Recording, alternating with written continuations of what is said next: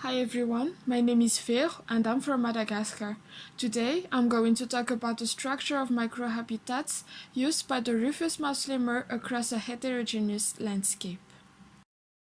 Structural variation in microhabitats, such as differences in vegetation composition, forest layers, and plant growth forms, can influence primate abundance and diversity in a forest.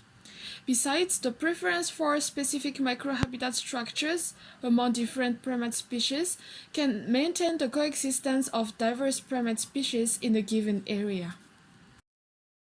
However, the current vegetation alteration and recovery have built heterogeneous forest landscapes of degraded, recovered, and intact habitats, which may influence microhabitat preference in primates. We thus conducted microhabitat analysis to investigate the preference of the rufous mouse lemur in Ranmafana National Park, during which we compared microhabitats where we captured them to where we did not. The first question we wanted to answer is, what aspects of microhabitat structure do the rufous mouse lemur use across a heterogeneous forest landscape? We compared the diversity, the size of trees and shrubs, and the presence of lianas in 132 used microhabitats with that of 240 unused microhabitats. In less disturbed forests, we found no significant differences in both diversity and structure. However, in both habitats, we found that used microhabitats have higher plant diversity and densities of trees and shrubs of large diameter. In disturbed forests, used microhabitats differ from unused in three structural metrics.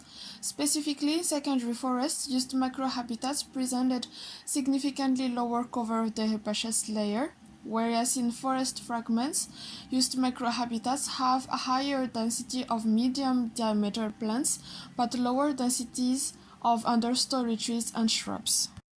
The second question we sought to answer is, how does the structure of the microhabitats used by the rufous mouse lemur vary across forest types? We compared the diversity and structure of only used microhabitats of each forest type to that of the primary forest, assuming that the relatively intact state of the primary forest is an ideal habitat.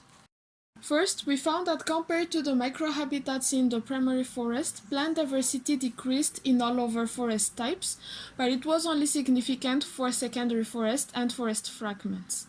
Second, diameter decreased in all habitats. Specifically, it was the density of plants with DBH of 5 to 10 centimeters that significantly decreased, which is then compensated by an increase of the densities of extra small and small-sized plants.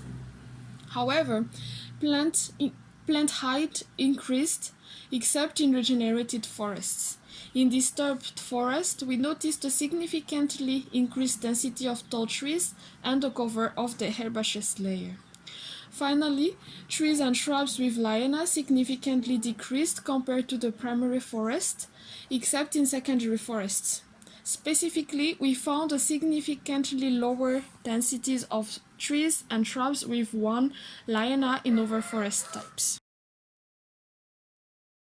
In short, the rufous mouse lemur used small and medium-sized plants without lianas in primary and regenerated forests, while changed to extra small and small-sized plants with one liana in secondary forests and fragments. Although this study focuses on one primate species, it has shown how important the examination of potential changes in microhabitat can be. Such results could be used in conservation to predict where species could occur in heterogeneous landscape, but also could optimize the long-term preservation and management of threatened species. And that closes my presentation. Thanks for watching. If you have any questions, please feel free to contact me.